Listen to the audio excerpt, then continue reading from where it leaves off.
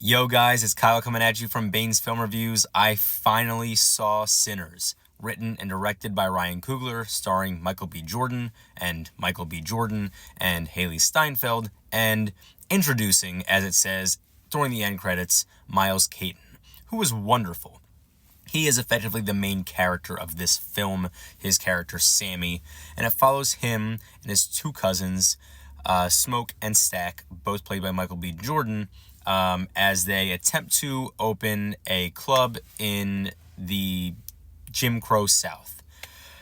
Things go crazy, and I'm gonna try my best not to spoil this, because if you didn't see the previews and didn't really read into this film, you don't really know what's going to happen. But there is absolutely a supernatural element, and I will leave it at that. So, like I said, Caton is absolutely wonderful. He is effectively the lead of this film, opposite Michael B. Jordan and Haley Steinfeld, and some really other wonderfully talented actors. And he holds his own, if not shines the brightest of all of the actors in this film. I absolutely adored his performance, and I think he was a wonderful choice, a newcomer with a really strong and profound voice that does a great job of leading the way of a really, really good film.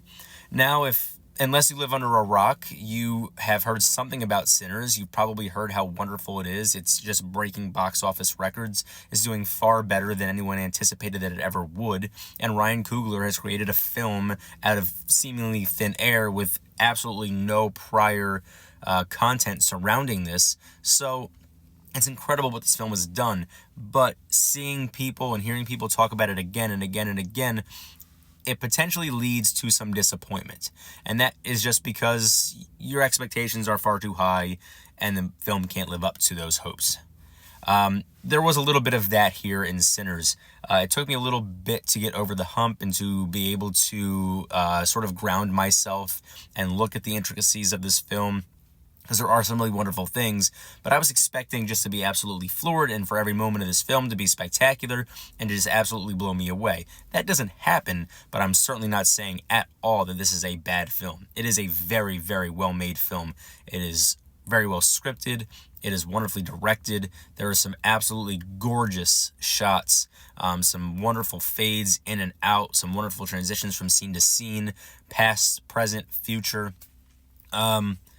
And the use of sound in this film is what floored me the most, what appealed to me the most.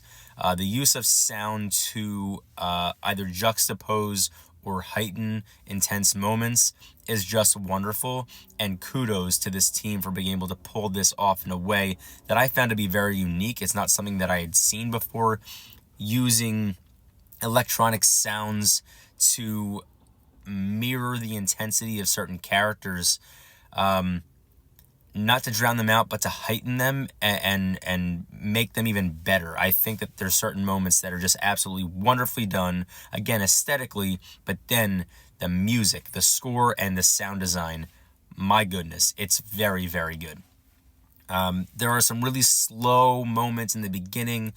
There's a moment here or there that I felt to be a bit disjointed, or maybe structured a little oddly. Disjointed maybe is not the right word, but there are moments that could have existed maybe a few minutes prior or maybe a few minutes later, and maybe the film would have flowed a little bit better in the early going, in that first and early second acts. But I think this is a really great film. I'm not surprised that it's doing as well as it is, other than the fact that it's hard for films to do particularly well nowadays, particularly when there's no IP existing prior. There's no surprise. Michael B. Jordan in a leading role. He's wonderfully talented, and everybody adores him as an actor, and he seems to be just as good a person in real life. Ryan Coogler, a great director, a great writer, great at developing characters for Michael B. Jordan. He does a wonderful job of pairing himself with Michael B. Jordan and creating characters and intensity with Michael B. Jordan, and it works very well here. Sinners is an 8 out of 10 for me. It's not perfect like many people think that it is. It's not even a movie that I think you have to get out to see. I think that this movie will hold up just as well watching it at home.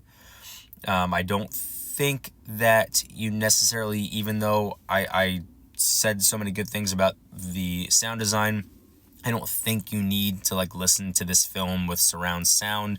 I think that it will hold up just as well. I think that it is portrayed very well and projected very well, so that regardless of where you're watching this film, I think that the sound will continue to work. Again, I think that Sinners is an 8 out of 10. I think that you should absolutely spend some money on this when it is available. If you feel compelled to get to the theater before it is gone, I would encourage you to do that. I don't think you have to run to the theater, but yeah, it is a very good film. I'm not disappointed. I anticipated it would not be as good as everyone was saying, because you get in your head and you think maybe it's going to be better, and I tried to keep myself grounded, and I feel that I effectively did that. So knowing what we know as viewers going into this film, I think that it's really important that you have to ground yourself and remind yourself that you need to form your own opinion on this, because if you just go with what everybody else says, it's probably not going to live up to expectations. But again, a wonderful film. I enjoyed Sinners. And until next time, peace.